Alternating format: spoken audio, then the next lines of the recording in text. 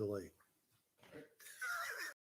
Good evening and welcome to the Monday, August 30th, 2021 Litchfield Board of Selectmen meeting. The board has just come out of a paperwork review. I'd like to call the meeting to order and ask everyone to please stand for the Pledge of Allegiance.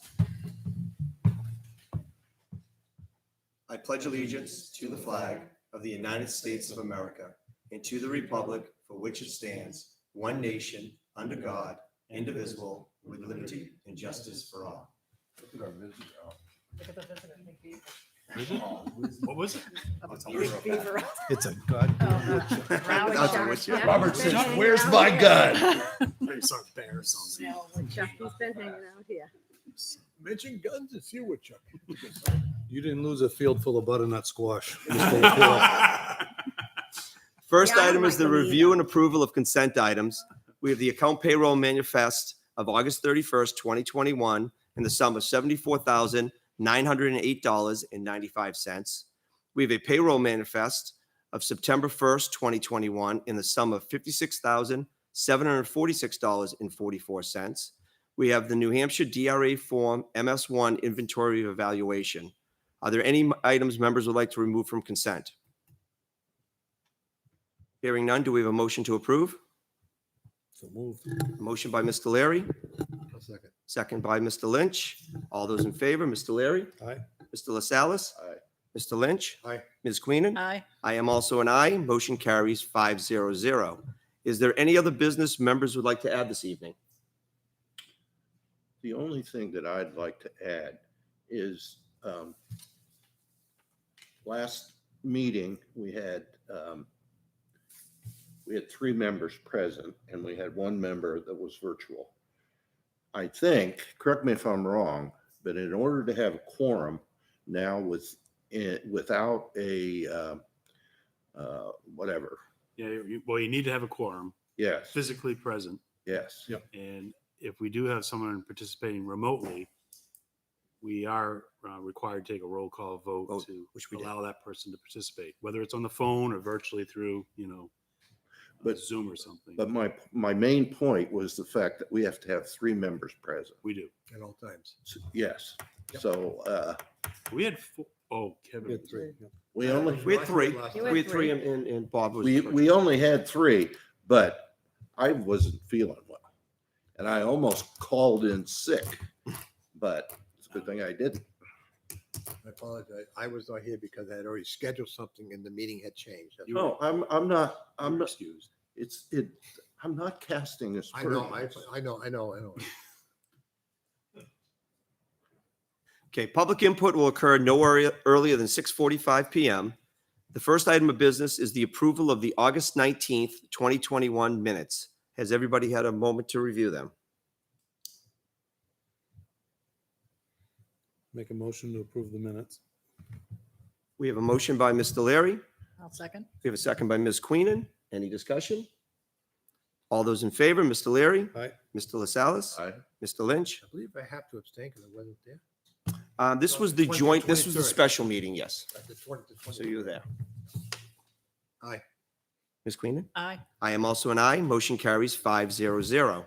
The next we have are the approval of the minute meetings from August 23rd of 2021. Has everybody had a chance to review those? Yep. Do we have a motion to approve? I'll make a motion to approve. We have a motion by Ms. Queenan.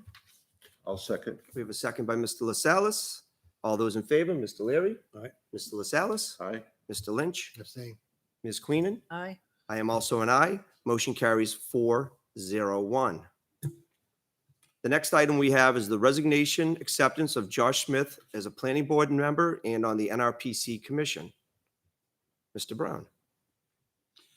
Yeah, we're just reaching out. The staff are reaching out to Josh Smith because he was recently reappointed by the board back in March. And unfortunately sent correspondence back to staff indicating that due to personal commitments, family and everything, he's not able to serve on the planning board or the National Regional Planning Commission. So what we can do about it, but formally accept, thank Mr. Smith for his service to the community. And I don't think the planning board has any alternates. I believe No. that's the situation. So just kind of recently got the zoning board of adjustment up to fully staffed. We're going to need to do some work now in the planning board. Oh, I hate to see good people go. Oh, he was very good. Was he? Yeah. I'll move to accept Josh Smith's resignation as a planning board regular member and as a member, as a commissioner of NRPC, effective August 27th, 2021. And to I'll ask sec- our town administrator to send a thank you letter for his years of service. So we have a motion by Ms. Queenan. I'll second it. We have a second by Mr. Lynch. Any further discussion? Thank him for his time. Yep, definitely. All those in favor, Mr. Leary, All right. Mr. LaSalle's, Aye. Mr. Lynch, Aye. Ms. Queenan. Aye. I am also an aye. Motion carries 500. Thank you for your service, Josh. We greatly appreciate it. Could you add a Dunkin' Donuts thing to that, a gift card? Do we have representation on the NRPC? We just have Chairman, You have myself as a commissioner and then Michael Croto Yep. is an alternate. Okay, So we're going to have to bring that up as well, okay. we'll also have to go out there and see if we can find some planning board members. right? So if you're listening and you're interested in the planning board, please come and watch a meeting and talk to the planning board chair. Because we'd love to have you. Big bucks. The next item is budget review. First up is planning board 4191.10. Mr. Brown.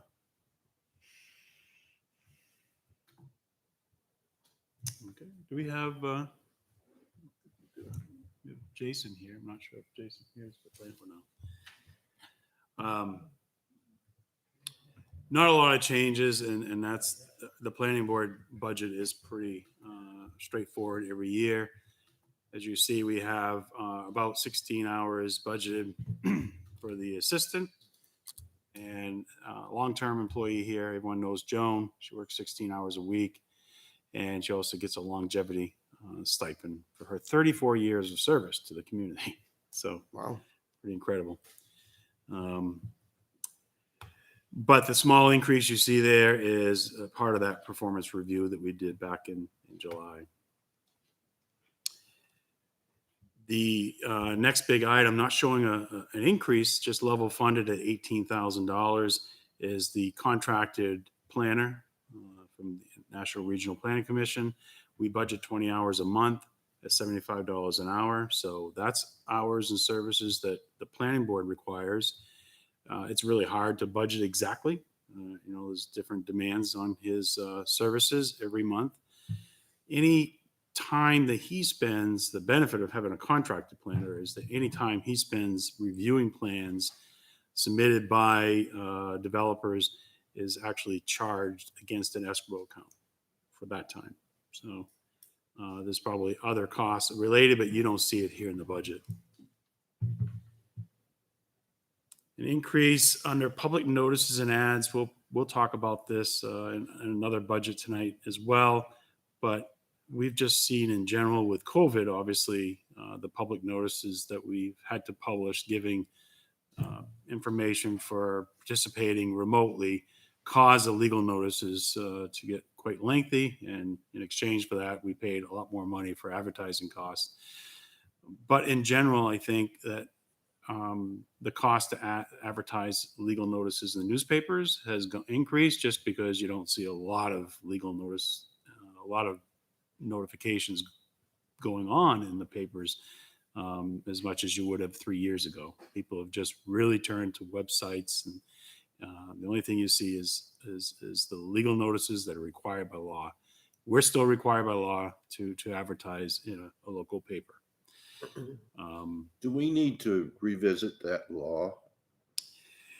I think that Maybe at the state level? at Is the it a state level, it would need to be visited. And I know it's been discussed up there. There's been some changes that have allowed us to use our website as one of those posting places, but still for some of the legal notices, we're required to have it in a general paper. So when you post something, let's say you post it in the Telegraph, where is it seen? It's seen in that legal section of the Telegraph. If On the website. Yeah, and you'll see it, if you have their newspaper or just, virtually their Do they newspaper. still print? I I'm assuming they do because we receive tear sheets for some of the ads that we publish. Sundays, that's all Telegraph does. Sunday, yeah. Union leaders every day, I think.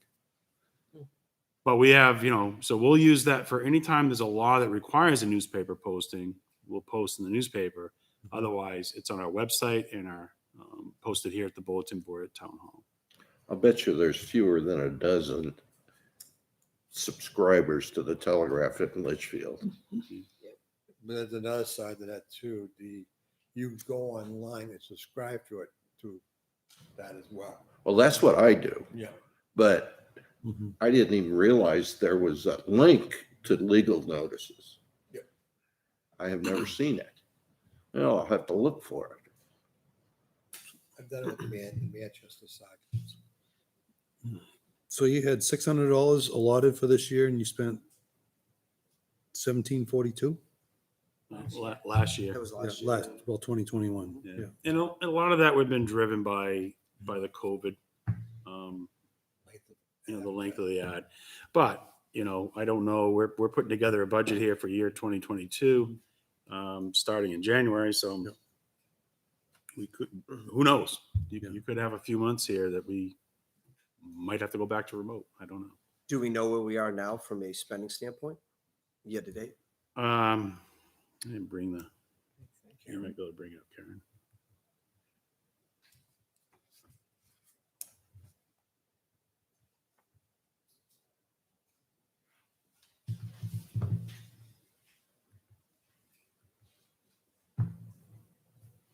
When Steve said "we," he really meant Karen. He It's the collective we. he knew you didn't have a clue. I was just looking for the Jeopardy theme. Going back song. to Heather's, Okay. 50.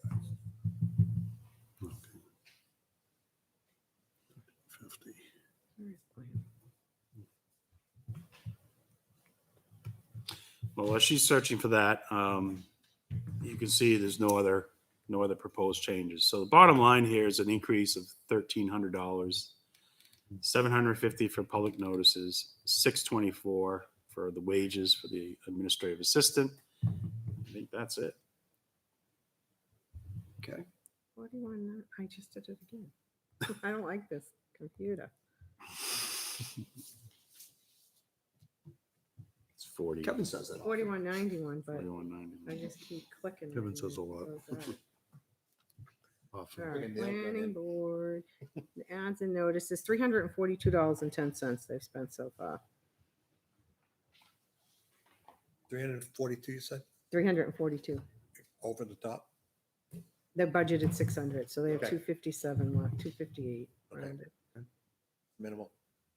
And some of their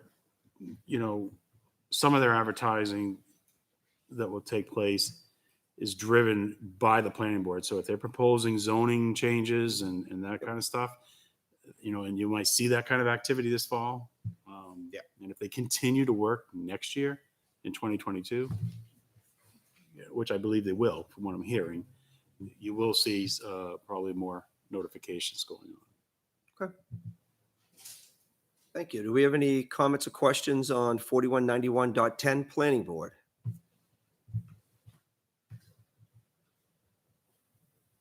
Okay, hearing none, we will move on. As my computer agrees. To zoning board, 4191.30.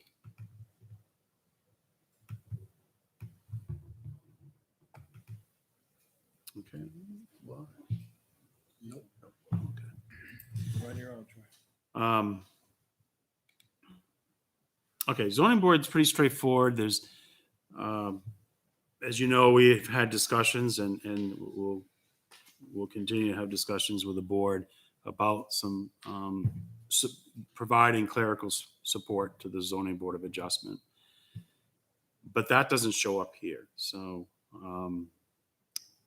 what we've done is we've gone back and I've done this twice now, really trying to understand the public notices and the cost. We went back, looked at the last 3 years, trying to tie in prior to COVID and trying to look at during COVID. And it's pretty difficult because zoning board of adjustment, you can go 3 months and not have any activity. And then you can have 3 or 4 variance requests all at once. But I'm sitting here thinking, based on the data that I looked at, forecasting into 2022, I put together an estimate of 10 meetings at $300 a cost for advertising. So that does show a significant increase. As you can see, the actual expense in 2020 was $2,677. I'm proposing that we plan to spend $3,000 in 2022. But what I did do was, on the revenue side of things, I estimated a $3,000 collection of revenues. Okay. So a real, wash. Net zero, yeah. In order to accomplish that, we are going to have to revisit the fee structure for the Zoning Board of Adjustment. And that was something that was actually in the works. We were looking at our building permit fees, and the zoning board and the planning board. And then we had, the sudden passing of Inspector Dion. So this is something that we have not forgotten about, but really want to have Inspector Blackwell, get his feet, established and work with him and bring a fee schedule back to this board and have it in place before the first of the year, hopefully. What's the story on the seminar? Seminars, so I've increased that this year, and that's primarily because we have such a new board. We really have maybe, I don't know if I should say 50%, but right around 50% new members. And looking to try to get a training in place, an all-hands training this fall for the Zoning Board of Adjustment, but I do believe there'll be more training required in 2022. It's really important that we have our zoning board members to be very well trained and understand their role. Are these virtual seminars? Well, they have there's that ability. Yeah. Right. The one training that I'm hoping that we can do either this fall or in the first of the year is actually have New Hampshire Municipal Association, their legal staff can actually put on a specialized training just for the Zoning Board of Adjustment. And I would think that they may do that in person, or they might just be remote, and we're all sitting in here, participating. Okay. Anything else on the zoning board? Either way, would that charge apply? A $50 charge? Yeah. Okay. I put that down as, some members, depending on the type of training they want to do, there's, they can elect to do an online virtual, and it might only be 1 or 2 members, and then, it can be all hands. And so. Okay.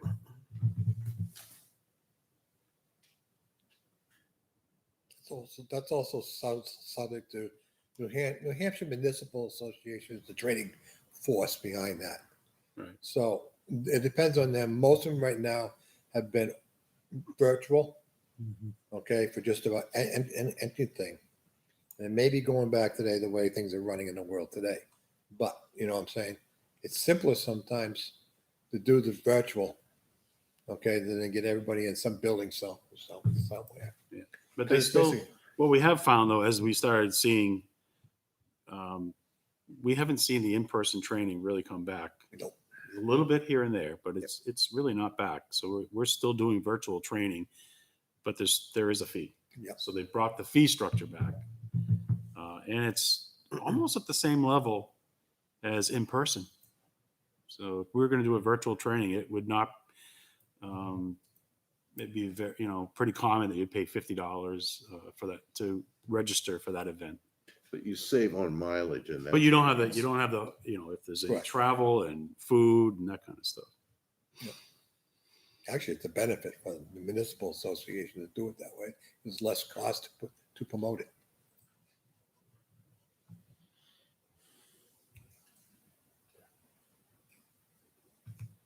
Okay, that's. I have no issues. Any other questions? Okay, thank you. Next, we have cemeteries, 4195.10.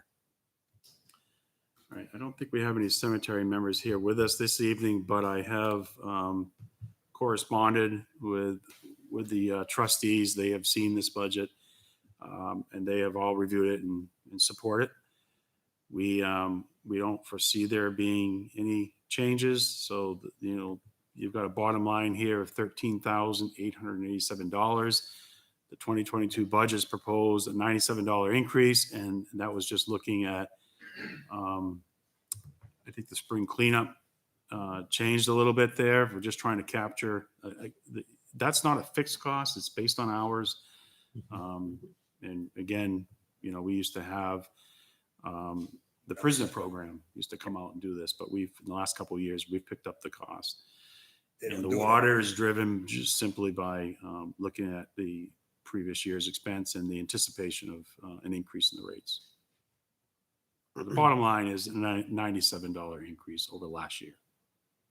Do we have any comments or questions concerning 4195 cemeteries? Hillcrest doesn't have water. No. Pinecrest does. Yeah, when my brother died, he left a little money to establish a water line to the cemetery so people could water their flowers. We got Pennachuck to do the hookup for free. My brother-in-law, Paul, put the line in. So get buried at Pinecrest. We have water. Well, I intend to. Warren Adams, every year, Warren Adams is the person that calls Pennachuck, reminds them to remove the meter, and then he calls them in the spring, the meter goes back in. So Oh, that's great. Yeah, take it. They shut it down for the winter. Blow it out. Okay, next we have conservation, 461120. Mr. Brown, 46. 461120.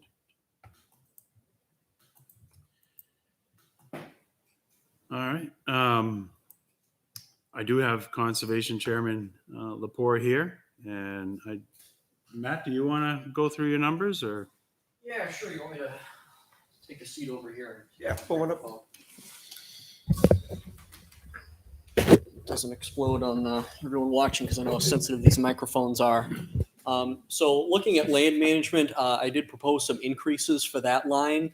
And I also broke it down into two different sections. So one, we have power tools, basically.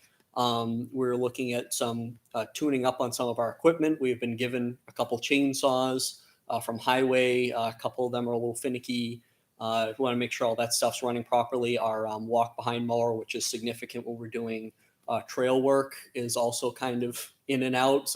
It'll fire right up, but sometimes when you're out working in the woods, it'll die on you and you have to walk it up a hill like I did this weekend on a new trail down by the muster field. We also need some oil for the chainsaws to run with. Those costs can get pretty significant. Those add up really quickly, particularly last year and this year as people are starting to discover our walkable properties. From COVID, we start to see that demand a little more. We need to go out more frequently and trim back the trails, do more trash cleanups, things like that. Another thing that's been lacking, I think, for us is making sure that our ancillary structures are up to date, making sure all of our kiosks are in good working order.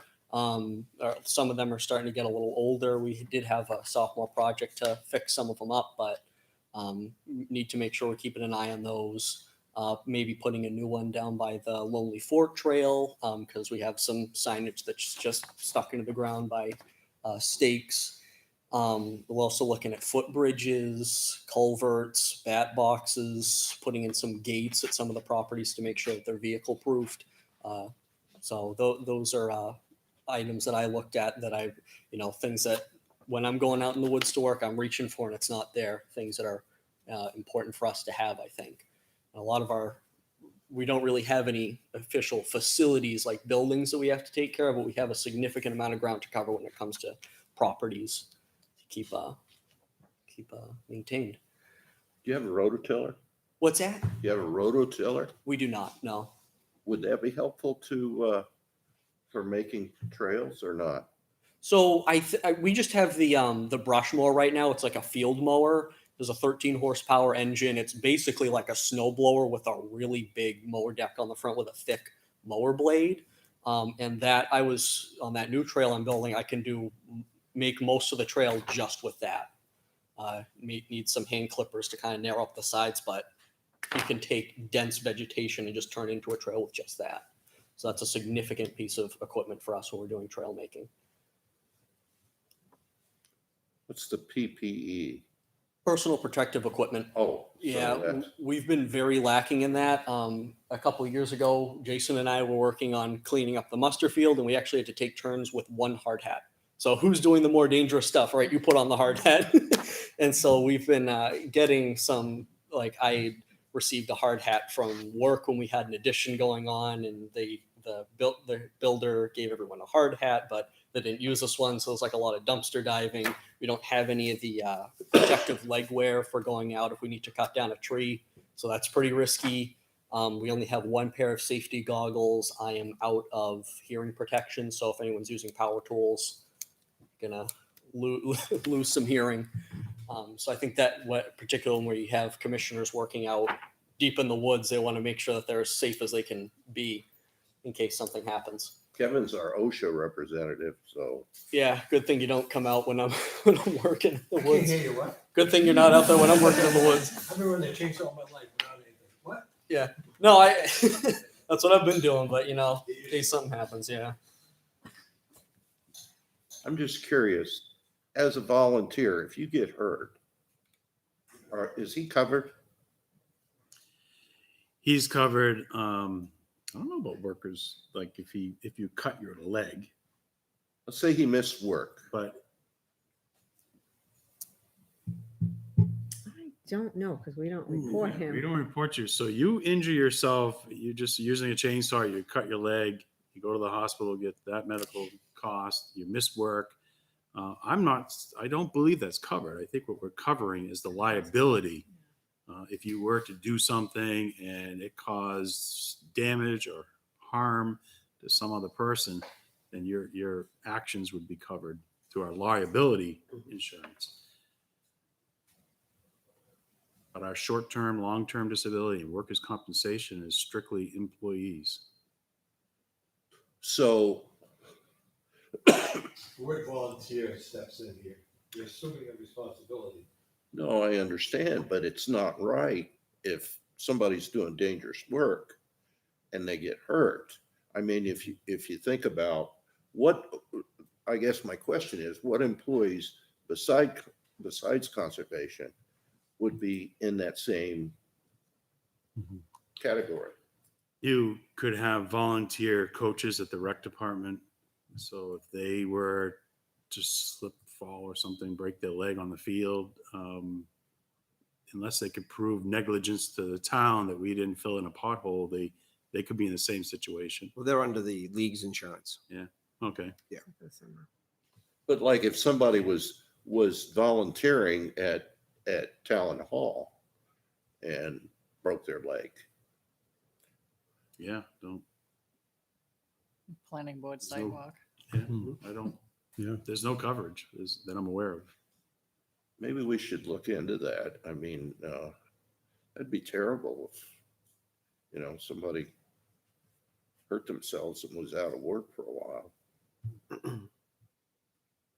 When you're using power tools too, I mean, that's, But if you use your own tools, would you be responsible? If we go out and clean? I know I did for 10, 12 years, I mowed lawns, Right. bring the park, and never asked for anything. And I've been cut, bruised, stuff like that, but that's growing up. Yeah. Okay. But Troy, it's a called good me- example would be if Kevin was volunteering for the town out there mowing the muster site and a rock flew from the mowing deck and hit a car passing by on the 3A, our property liability insurance would cover the damage to that vehicle.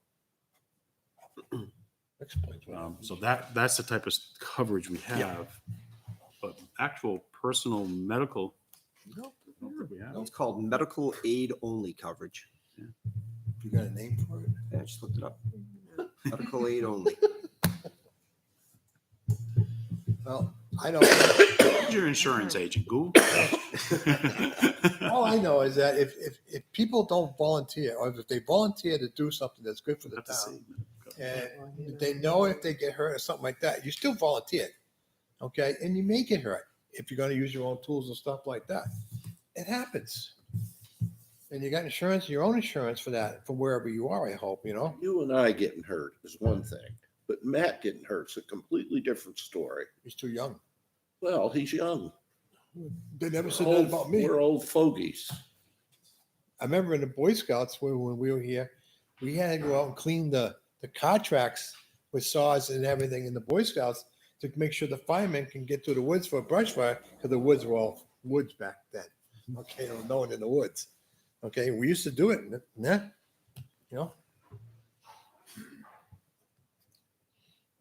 But we'll reach out to our Ask some insurance questions. providers and at least find, I'll get an answer back.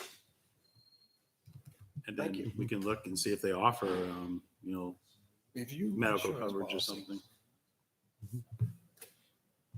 On the fishing derby, Matt, Mhm. are you bringing the fishing derby back? Yes, so that is coming back as a joint Mhm. thing between conservation and recreation. So that $650 is a split right down the middle Mhm. of the cost for putting in the fish and the prizes, right down the middle between rec and conservation. Weren't you gonna have a sponsor for that? Yeah, we have Bass Pro Shops. I believe Diane got them. Yep. It looks like we're going to be doing it back at the same location where it has been held in past years off of Mark Lane. Ducharme's, yeah. Yeah, there's going to be a discussion. I'm going to be meeting with Steve Gannon, Mhm. Paul Lemire, and Harry Manzigian, who's kind of our point person Mhm. for conservation, leading this endeavor. I believe it's next week, September 2nd. Or September. Yeah. Oh, I think that's this week. But yeah, Mhm. that's coming up soon. Take some pictures. Yeah. Mhm. Yeah. I think this will be for, this is definitely in the works for next year. Yep. So, Good.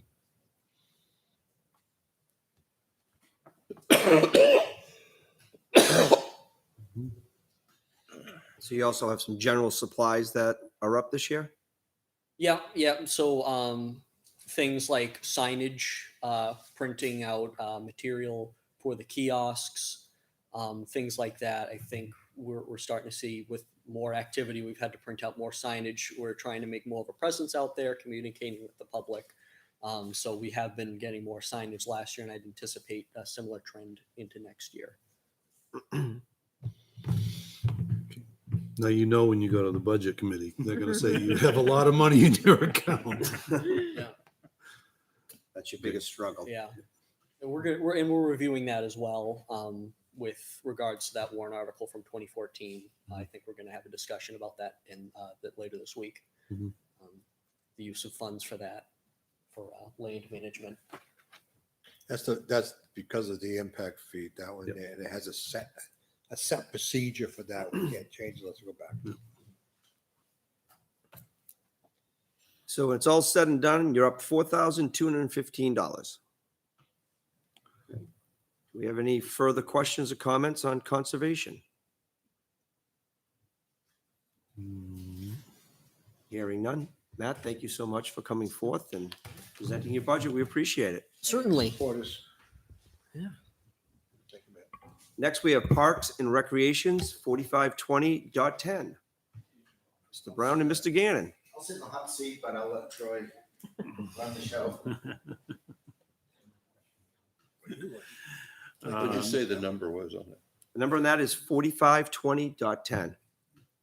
And before we start, fantastic job. Did a great job with that, organizing that whole chaos and kindness. Couldn't do it without the volunteers in town. It was a great event. And I know you worked your butt off for that one. Any bad issues, I'm waiting. So I had none whatsoever, nothing but positive. They even picked up the grass when they left. Every bit of dirt, not dirt, any bit of debris, everything was spotless. It was a How many Pretty impressive tickets were crew. sold? I don't have the exact numbers yet, but we're looking around 900 plus under 5 were free plus the workers. So I was guessing there's probably about 1,200 people there. You nice. could tell with the pictures, it was loaded the whole field. But once you get past the first third, it was just wide open. I mean, there could have been so many more people could have made it onto that field. Still, it was very Great good. venue, yeah. It was great. I thank you, Rick Chapman, for the use of light towers. That was great because a lot of the people that attended had some kind of, I'm not going to say disability because someone corrected me and said we have different abilities. Yes. There were people out there with wheelchairs and stuff, so they were able to get around. And Nice. it was a nice feeling to look out across the crowd and see a bunch of smiling faces. Yeah.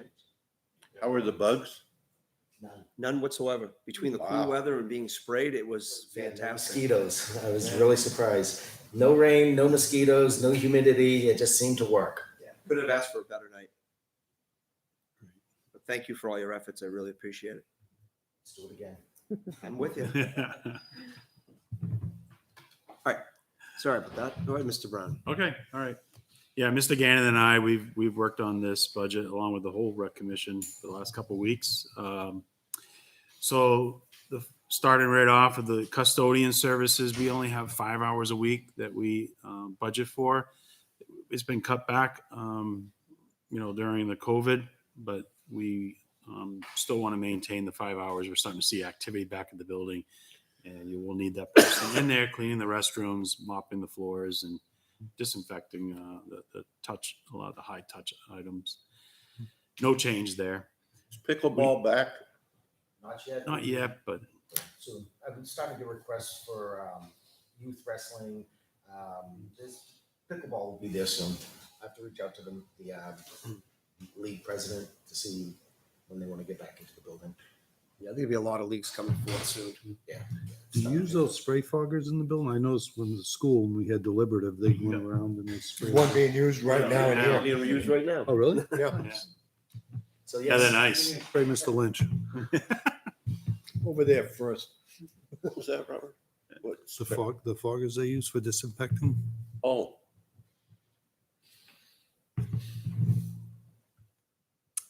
Okay, and then, so the next line is clerical support, which is a reduction of $1,080, making it a zero line.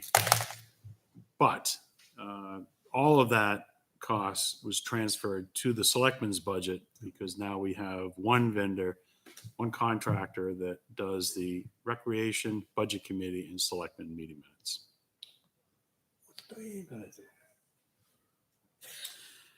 Under electricity, we have an increase, we're budgeting $7,000, increase of $200. Throughout the whole budget, as I mentioned last week, we still need to go back and readjust what we think the rates will be. So the utilities could change, as well as the next line item, the propane gas. We've not received the price yet from the school.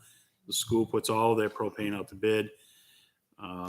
And then we are able to piggyback that contract. So I've increased it to $1.50 a gallon. Last year we were $1.33. So I don't know where it's going to come in. Yeah. I know it's going to be higher, my guess. Without a doubt.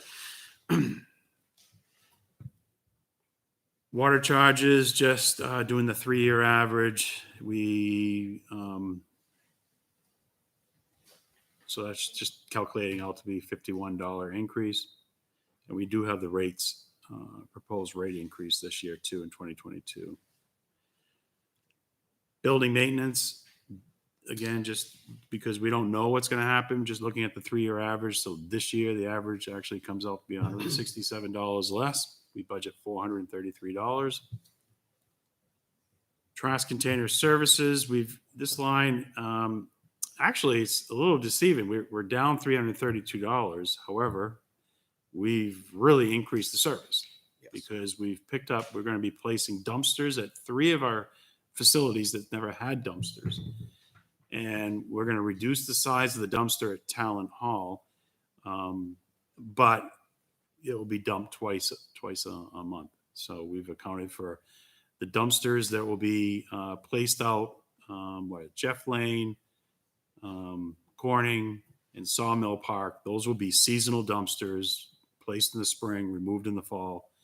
The Talent Hall remains there year round. So kind of a good win-win situation there. Right. We were able to negotiate a new contract with Waste Management. Definitely increased our trash management at our rec facilities for a reduction of $332. And within that negotiation, we were able to get trash barrels for the rec facilities also. Yeah. Through Waste Management. So it worked out well all around. That means the transfer station doesn't have to go pick up trash anymore. They used to do that. That's why I'm Yeah, I saying. used to run around. Someone used to do that.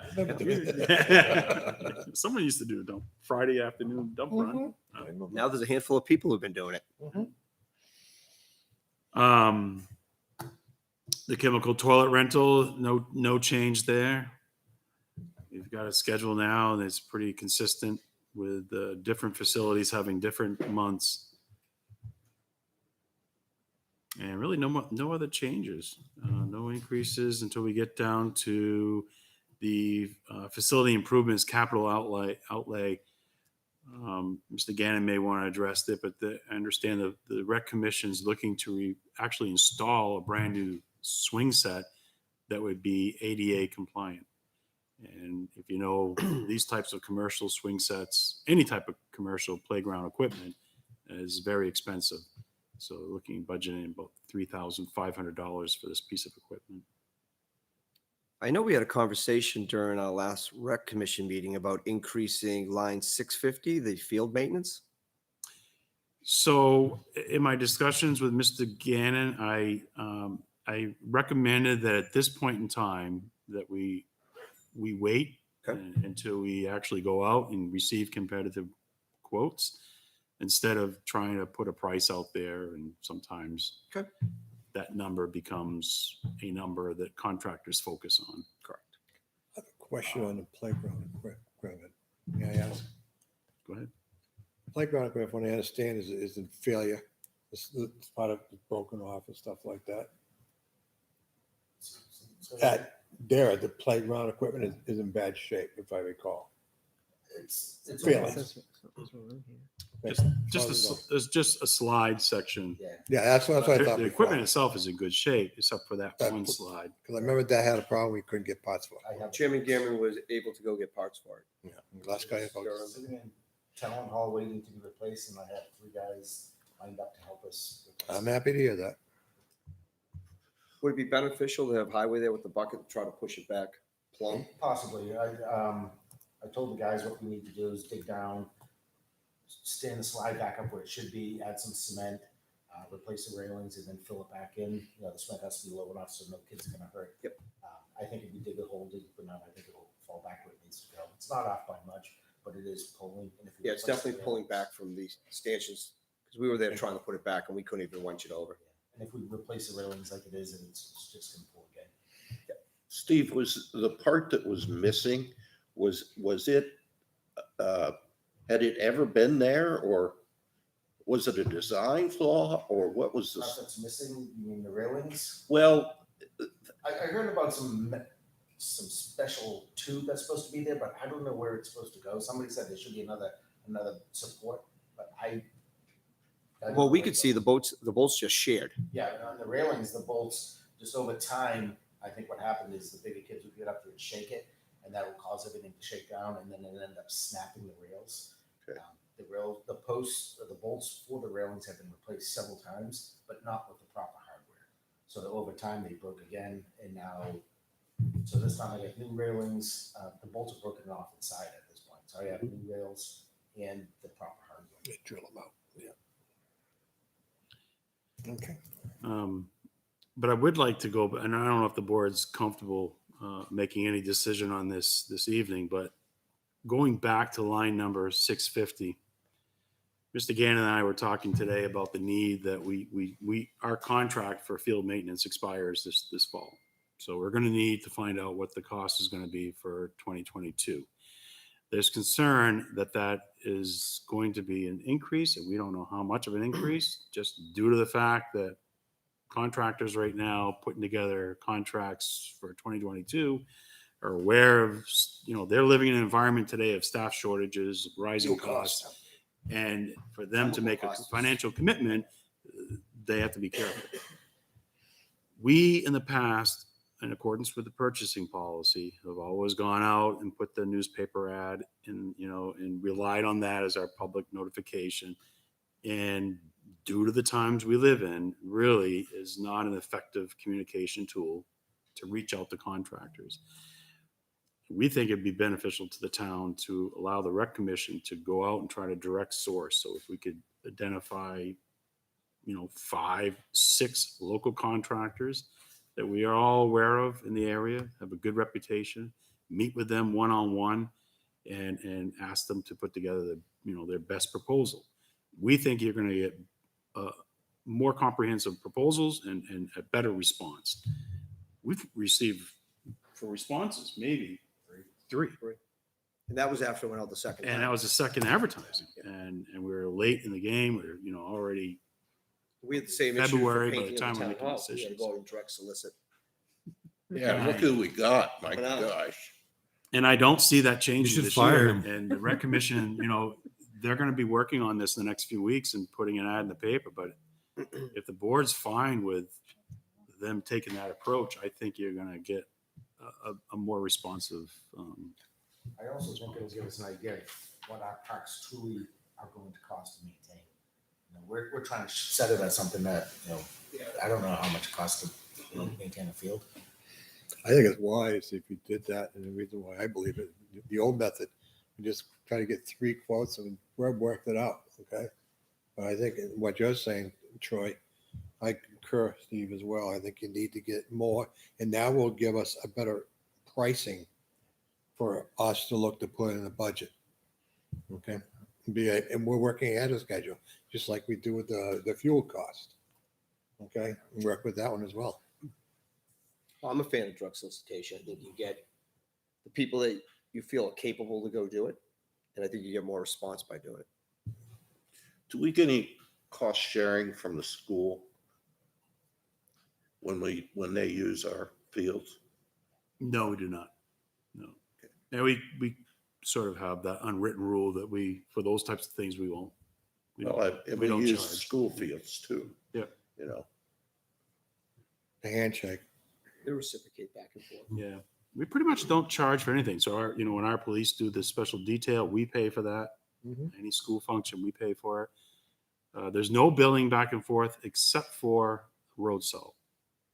We do, because that's the private contractor uses that salt, and it's just reimbursed to the town for the actual amount used at our cost. So there's no profit or anything. This concert was really one of the first for-profit events, and we are going to make a profit off it. And it may set a precedence where we could start offering up our fields to other, functions. One of the things I've been trying to chase is a calendar that we know who's on a field at any time, so then we know what's free, what's not free. We can work with the contractors to get in there to, let them know when they can cut the grass. But then if the field's open, maybe we could have somebody else come into town, pay us a fee for it, use the fields, and then we can actually collect a little bit of revenue off it.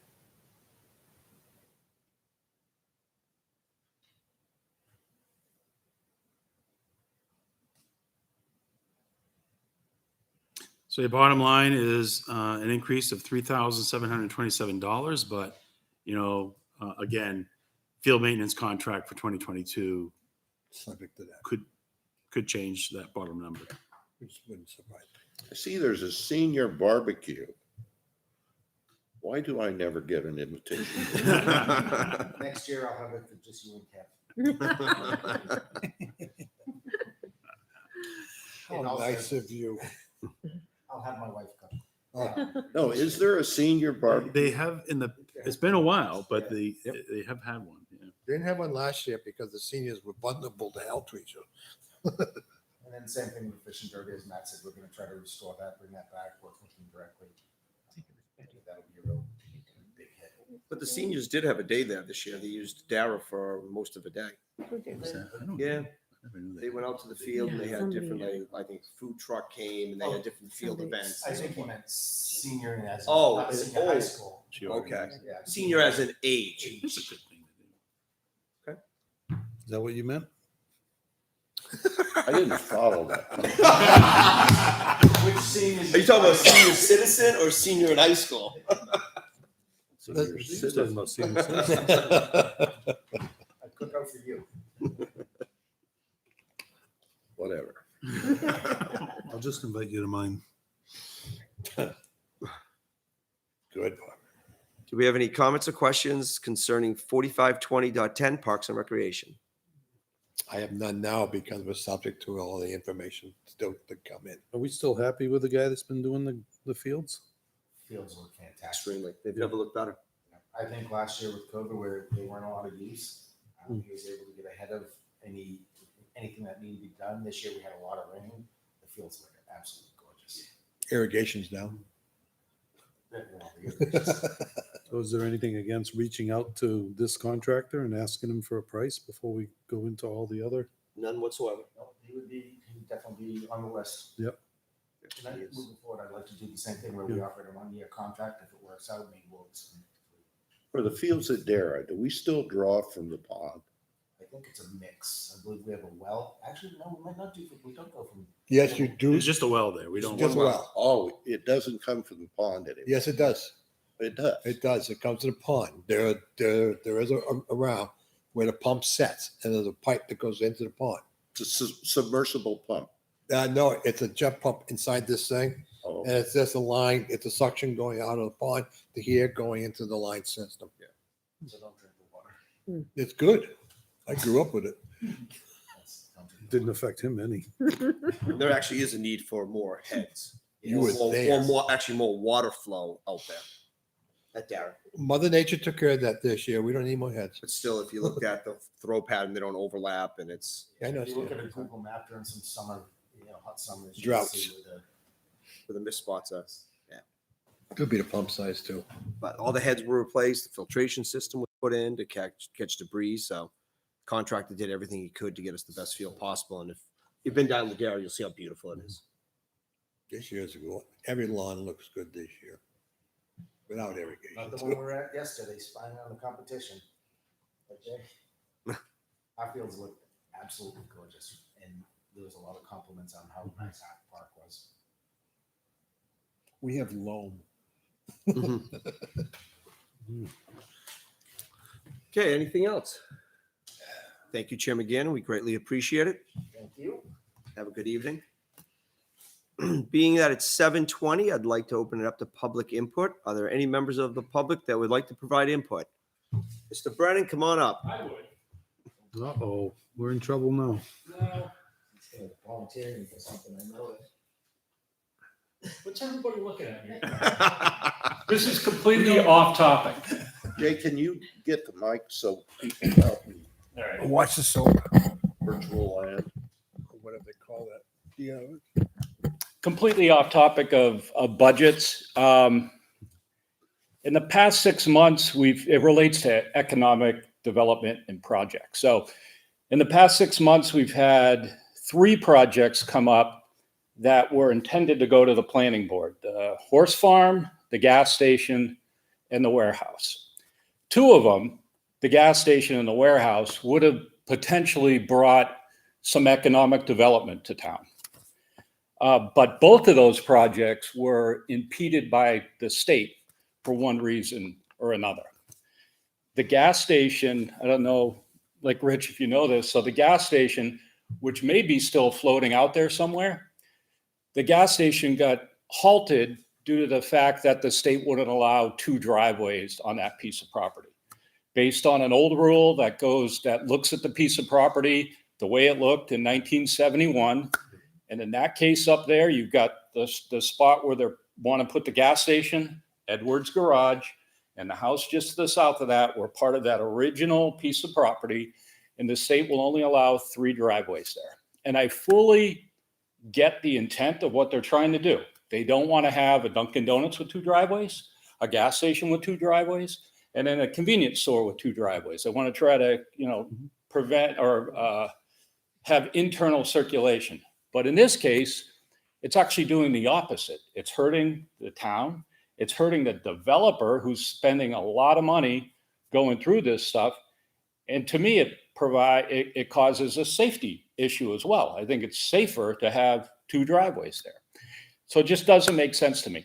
And then when it comes to the warehouse, I don't know exactly what happened there, but what I heard is that the state looked at a rule that was related to the EPA. And if there's some sort of environmental thing going on down there, totally cool with it. But it would be good to know what actually happened. So reason why I'm up here, I'm wondering if the Board of Selectmen should maybe have a conversation with the state about some of these things, because we're trying to get some economic development in town. We've got developers that are coming in with a good faith effort, and they're not even getting to the planning board. You know, it's like, I'm not saying I'm for or against these projects, but they're not even getting past the starting line. They're not even getting to the planning board so that we can actually discuss it. They're being stopped before they even get here. So I'm wondering if it's something that the Board of Selectmen should consider to maybe have a discussion with the state on some of these things, just to see if maybe things could change a little bit. The Barron's warehouse, that was, everything went smoothly. I talked to Andy Froman.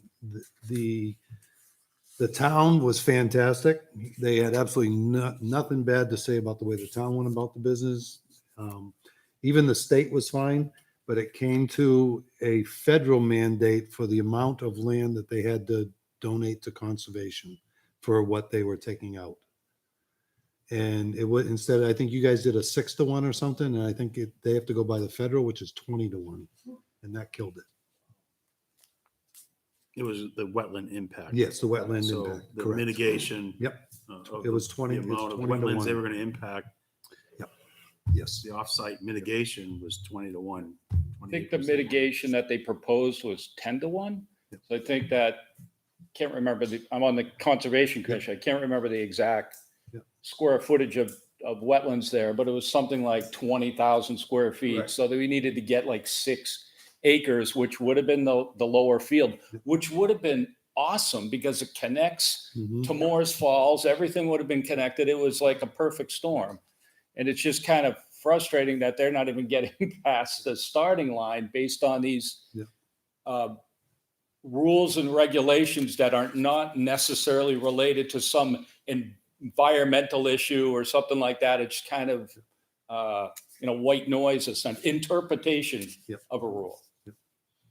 I ran into this sort of similar situation when Dana Boucher was putting in his storage places down at the place, and Licks was there, and the old Redonis Farms stand had one big opening.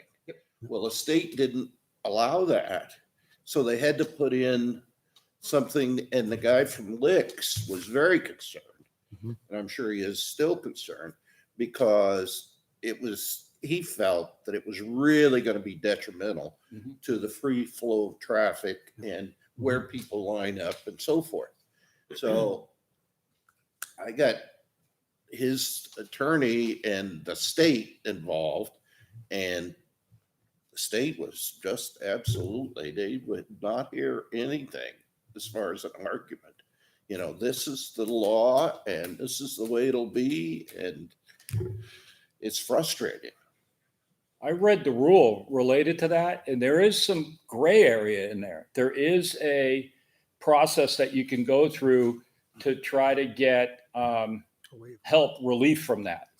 And what's interesting about the gas station property is that there's something in the rule that says there's a different situation if the original piece of property is over 1,000 feet, or if one of the chopped up pieces is over 500 feet. Well, in this case, the gas station is like 492 feet, and the original property is like 927 feet.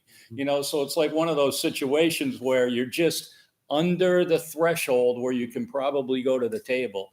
And I don't know, it's just frustrating from several different perspectives. And I was wondering, is it worth it to have a conversation with the state about some of this stuff? Because they're killing us here. I mean, The these are DOT, One was DOT In and this the case. other would have been DES, right? The DES, in The relation to the federal law.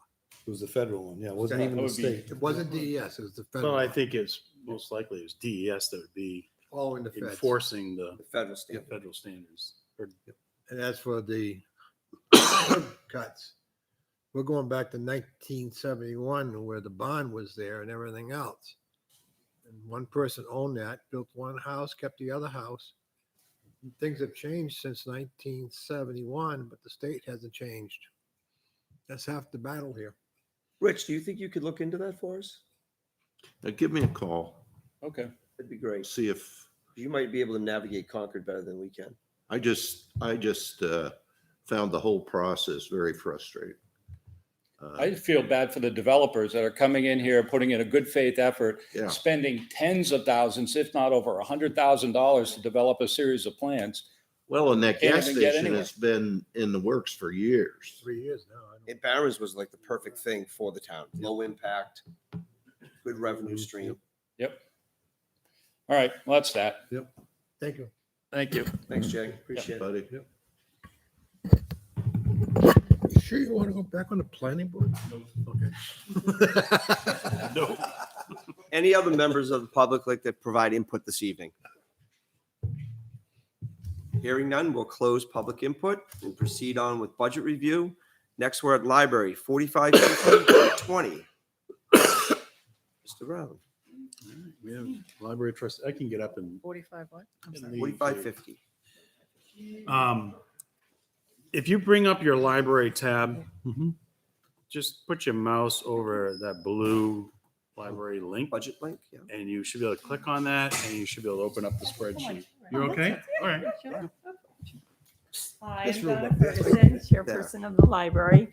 And we just wanted to go over some of the highlights of what the increases are in the budget. So for 2020, we removed, there was $3,171 that we removed actually from the 2021 proposed operating budget for services, conferences, and purchases that would not be needed due to this pandemic. But we need to put those back in so that we can continue providing the services that are normal services to the community.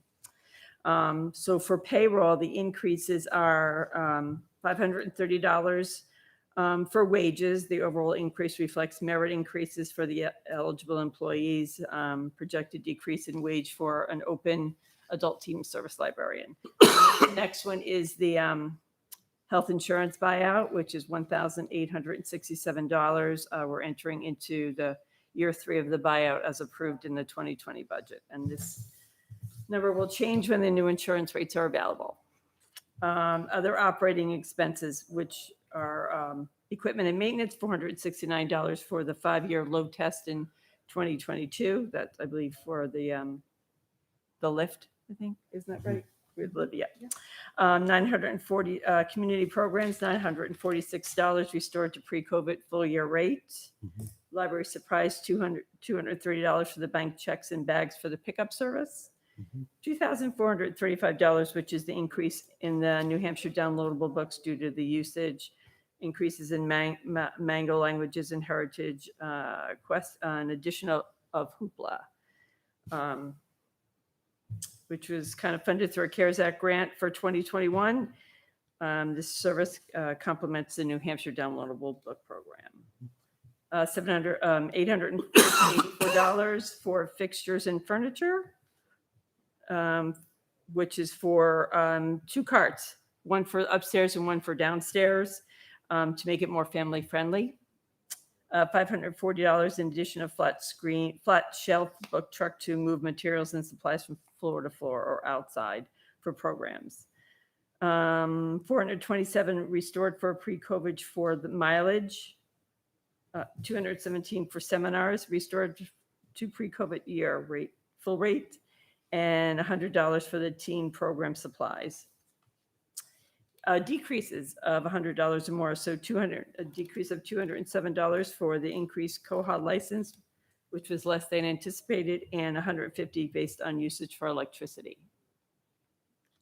And the unknowns. Well, we right now we're a position is unfilled, so we right at this point we don't want to know what the wage is. We haven't offered anyone a position yet. Insurance, waiting for the new rates and the adult teen service position to be filled, and of course the heating oil, which we're waiting for the school to provide us with the rates. Any questions?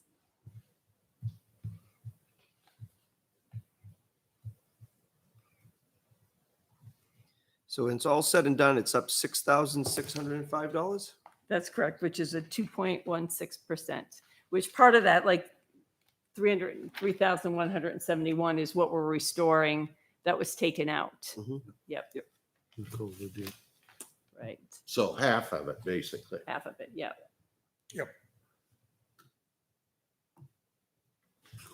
Okay, do we have any comments or questions? I have none. How many people do you have working there now? Right now, we have One? 3, the director, the 3, and then some pages, isn't that 3 and right? Isn't pages, it? yeah, okay. 3, and then pages, and then the custodian as well, our Mhm. cleaning service, yeah. Okay. Hasn't changed. The director of the children's library, the assistant librarian, 2 pages, I believe, and a cleaning person. Yeah. Do we have any control over the library budget? No, So why are we talking about it? it's always been A courtesy that we come in. a courtesy Yeah, and review. present Okay. it to you. Okay. Yeah. Well, thank you. You're welcome. You're welcome. But there is one thing I wanted to bring up, and it's sort of unfinished business. COVID hit or whatever, but we had some discussion last year about the agreement that we had between the library trustees and the Board of Selectmen, and is regarding health insurance. And so as of right now, we have this longstanding agreement that if we get into an approved budget, any time of the year, really, if they have a personnel change that could cause a health insurance expense that they have not budgeted for, the Board of Selectmen have agreed to pick up that cost. And the history of it, I wasn't here when the agreement was made, but there was discussion about having a special warrant article to create an expendable trust fund. The library wanted an expendable trust fund just for that, to cover benefits, unanticipated health insurance, dental benefits. Last year, we had discussions about, okay, we need to get this addressed, and we were going to have a warrant article that would cover both library and town employees. And I think we ran into problems with the tax cap. And so late in the process, we decided, let's remove that article. So whether or not we continue discussions about trying to bring that warrant article back, if we could, it would be great, because we do have that same type of problem on our side of the budget. Usually we can absorb it. But, taking on a library health family plan, it's not, it can actually have an impact on our budget. And I totally understand why the agreement's in place, but I think it puts the town budget in a situation it's not really fair. It's not an equal playing field. And I understand why it was done. And actually, I think if we actually pulled the agreement out, the intent of that agreement was, hey, the selectmen will cover that cost if the library trustees can demonstrate that they're unable to do that. And I think the first time it happened, when I was, town administrator, I just kind of read it as we would cover that cost. So I do think the original boards, when they made these agreements, was that if you can't cover it, library trustees, then we'll cover it. We'll find a way to cover it. I don't know if the library trustees can ever cover the cost, because their budget is, very small, and they budget to, to the exact penny of what they need. I don't know. It's just unfinished business. I know some of the members of We the weren't even board. here.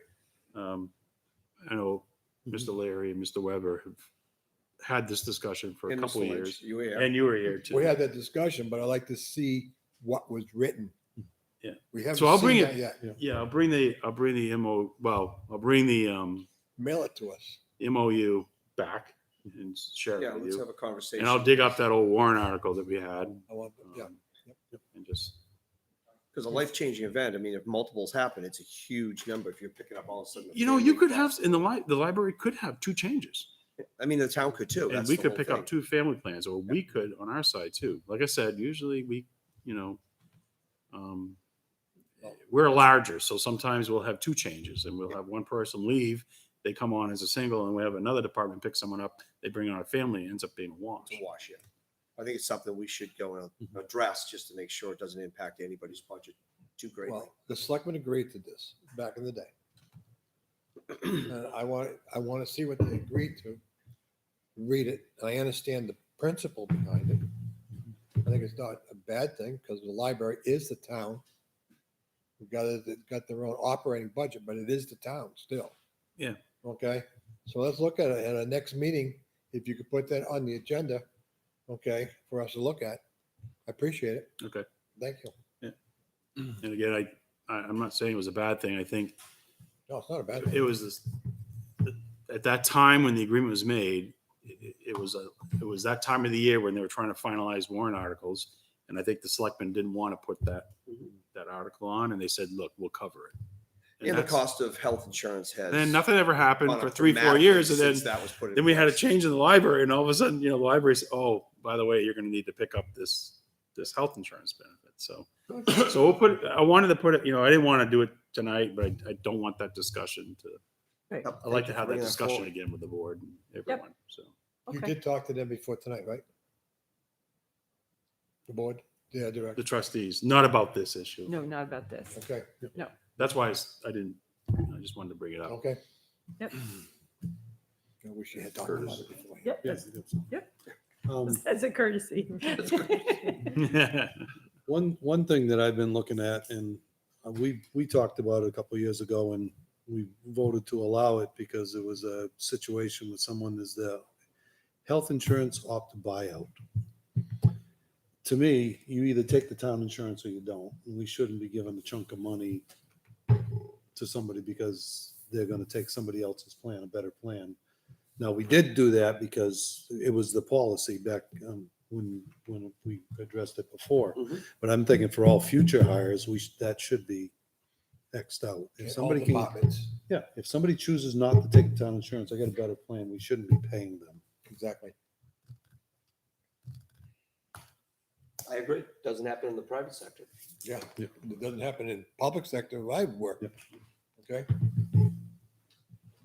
mean, if someone has a situation, I'm assuming we can still add them to the plan during the year. Of They course. can still pick up insurance like a new hire. Life-changing event. um, Not to pay somebody not to take it. Um,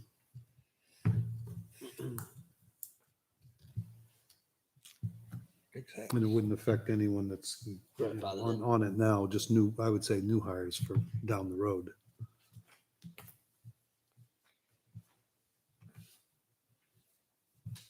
All in all, I don't see anything really wrong with what's going on right now, except for the two things we just brought up. No, I think this is a good budget. It's a good budget all the way through. I'm not gonna bring it up. I'll quiet. We'll bring it. Okay, do we have any other comments or questions? No. Thank you so much for coming in and presenting always this time. evening. We Thank greatly you. appreciate it. Thank you. Good work done. Good work, Mrs. Great job. Ferguson. Thanks. Great job. Have a good night. You too. Be well. Nice to see you all. Bye-bye. Bye. Next, we have Mosquito District 4411.20. Who's the health officer, the fire chief this now? Oh, shit, I gotta get out of there. Mosquito, I did receive, we'll update the contract, but in discussions with the contractor last week for doing the barrier spray, I did have a conversation with them saying, what's your proposal for 2022? And they said they'd honor the contract price. So there will be no change in the contract. So that's good because we actually, as you saw, there was a change in the ownership, or there's just change in the company that we All it is. used. And as a result of that, there's some division that went on in the company, and we were able to negotiate a lower price last year as we went forward. So this is the same company we've had. They know our town. They know where every location is, that they do the testing and all that. So it's good. They're a good company. Kevin's worked with them. They have names for each mosquito too. That's good or bad. So it's still gonna be 27,765? I had 28,500. Well, what I did was Contract. I budgeted 28.5. Okay, It's just an extra $1,000 for if we did some extra spraying. So the contract is 27.5 and Okay. 1,000 in there just in case extra spraying. right now, there's not too, well, we haven't heard too much about West Nile, stuff, a couple of cases already. Yeah. Okay, but no, this year the mosquitoes have been washed out. Hmm. So much rain, you know. Try to walk in the woods. Yeah, no kidding. No, they're out there. Okay. They're swimming better. Okay, Next. very good. Okay, next we have is General Governmental Facilities, 4194.10.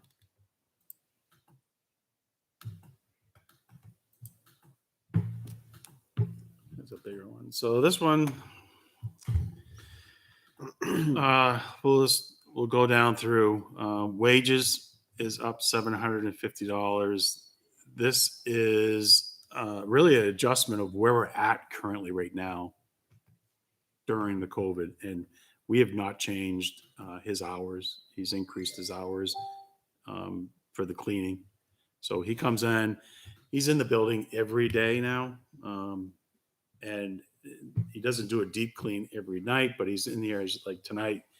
He was doing all the high touch items. And then, you know, the other night he'll do the trash and all this. So I just don't see that changing with the environment we're in. Yeah. We're just not going to. So that's why you see that increase of $750. It's just capturing the 18 hours that he's currently working today. We've had discussions about the county prison program that is gone. The old town, the electric. So the electric for this account here in general government, it covers the town hall, the old fire station, the police station, and also we're just budgeting for we don't know what the actual cost will be, but for the 2 new communication towers. So we have an estimate there. What was it supposed to be 3? Well, one of them is mounted On on the private site out there at the Okay. rock crusher. Yeah. there's electrical costs, so So no meter on that. Was John here? Oh, he is.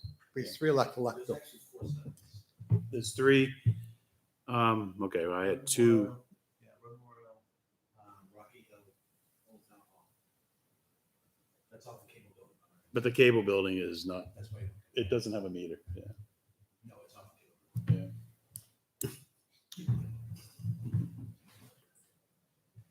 So I got to change that to 3. No, you Great. should find a location. Okay.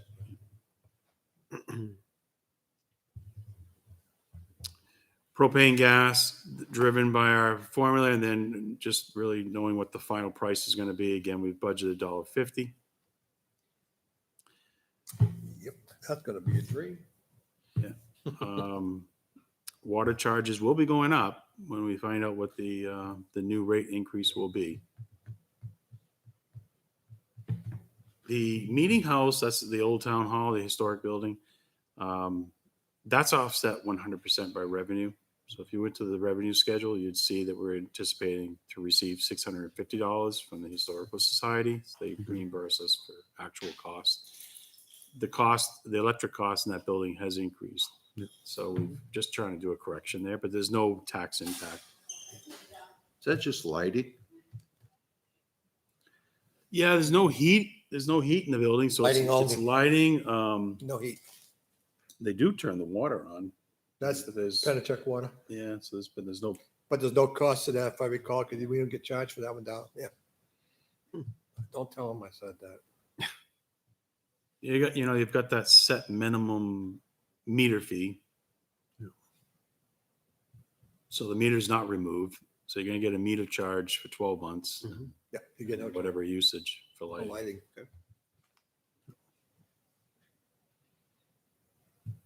Good question. Getting me some practice going before the budget committee. The building there, it's all electric baseboard heat. Okay, and they don't try to meet there in winter. So that building really gets shut down. The only thing they go in is for lighting. There's no really meeting. They may turn on an electric strip in one room, Yeah, just sure. when they're there, Yeah. but it's shut off. Yeah. Okay, the water in that building is shut off all winter long. So there's no water in there at all. That's blown out and that's done by plumbers each year that we use, whoever they use now. And I ran a cord from the old fire station. Well, you didn't take it off the cable building? Gotta put an outside plug there for you. Speaking of cable, John, what is this? What's the propane for the communication towers? Is that to keep them from freezing? No, it's a generator. Generator. Oh, generator. Okay. So we have a generator currently up at Rocky Hill. Yep. We are proposing 2 more. Okay. Okay. Perfect. Thank you. Didn't know if we're having barbecues there or something. Is it? Nice. Yeah, I'm sure I won't get invited. Is this for seniors again? You're not old enough, Rich. You're seasoned well, but no, you're not old. Maintenance. If Pat were let's see. alive, I'd get an invitation. 12,000. Betty Oh. Darling used to do. Now we gotta it. look at Did these. you know Betty Darling? Sure. I think she was the one who used to. And her sister. Yeah, they used to do the. In that case, forget that. Oh, But then it's not Betty bad. passed, right? What? I think Betty passed away. I'm not sure. Yeah, I'm pretty sure. Yeah. So your next big line item, a big bottom line increase here is your account number 635, and this is your regular gasoline. Yep. This covers all department vehicles that run on regular fuel. Mhm. So we got a couple things going on. One, the budget committee reduced the amount that we were budgeting last year for fuel with the expectation that I think they thought the fuel was going to come in on average at about, I don't know if it was $2 a gallon or $2.25 a gallon. Surprise. And so I their cut was somewhere maybe it was close to 10,000, say $8,000 to $10,000. There's a lot of money. Our fuel, if you've been looking at the fuel bills coming in, we've been running anywhere from $2.75 to $3 a gallon is what we're paying. I've just taking a look at the EPA's, forecast. I've come up with just using their number of $2.74 a gallon. So That's a low number. it is a low number. Because it just keeps going up and up and up. Yep. Yeah. You sure you don't want to adjust that? You don't want to be short again. I know it's. We don't. we get could this- start off if you look. I have a link, and if you put your unleaded fuel, if you look in this the short-term energy forecast, Yeah. and gasoline, they're looking at for 2022 $2.73.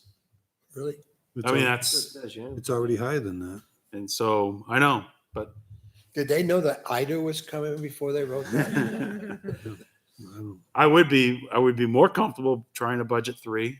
But the budget committee, they really do look at this, but they might look at it a little, closer this year where they would see that what they thought it was going to come in at last year didn't happen. Public radio today says come up with due to the recent storm down in Louisiana. They're projecting the fuel cost is going to go up even more. Yep. Okay. I would almost adjust that to 3. $3. Okay. At least 3. And even then, I think we're going to be low for a few months. Yeah. Yeah, but at least it wouldn't be such a bad hit if it Yeah. went a little bit up. Well, Yeah. I mean, 25 cents and 17,000 gallons is a lot of money. That's a lot of money.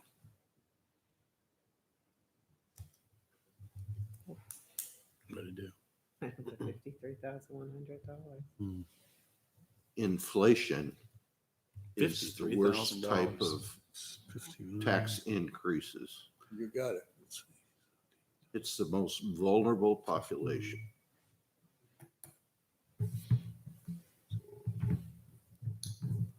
And so our last one's no increase. It looks like it's our second year payment on the radio communication tower project, $150,890. There'll be payment number 2.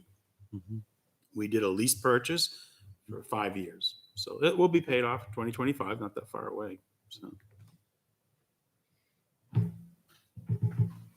John, quick question on that. Can we put a weather station on those? It's funny you ask. I know. I'm just asking. No, we're thinking about putting the weather station for the fire department that was Because they got one over there that's not in good shape, right? Well, the commission bought a new one to replace that one. but Right. There's no space on that little pipe. Mhm. And I had to put a sidearm that won't fit. So if they were moving it up there, I have to purchase a sidearm that is for that tower. Right. A little bit more expensive. Okay. Just something that came up and I looked at that, I go, how's that gonna work? You know? Okay. Thank you. You weren't here last meeting, but I suggested we attach cell towers to those things. You're an income guy and I appreciate your thinking. I really do. John shot me down on that too. Yeah, it's a little too weak, I'm gonna say. Not the towers, we're not constructing on that. No. Unless you get fiber optics things, they're much lighter. All right, do we have any more questions about general government facilities? I have none. I'm good. Next. And that does us, I think, for the budget review. That's it. All right. So the next time we do budget review, it will be, you're gonna be doing your fire, your police. We will, go over what we have for personnel and insurance, but at that point in time, we still won't have numbers, but usually those two big departments, they'll take some time for the board to go through. Oh, yeah. Yeah. All right, since we had no other business added this evening, we do have one thing left, and that's a non-public session under RSA 91-A:32A, employee compensation. Do we have a motion to go in non-public? So move. We have a motion by Mr. LaSalle's, Second. second by Mr. Lynch. Roll call vote. Mr. Leary, Aye. Mr. LaSalle's, Aye. Mr. Lynch, Aye. Ms. Queenan. Aye. I am also an aye. The board is now entering non-public. While we do not anticipate to need to return to public session following the non-public session for any other reason than to adjourn the meeting, we reserve the right to do so if the non-public session necessitates the board taking action in a public session. The board is now in non-public. Thank you for tuning in, and I hope everyone stays well. Good night, everyone. Good night. Good night. Could be a void if you.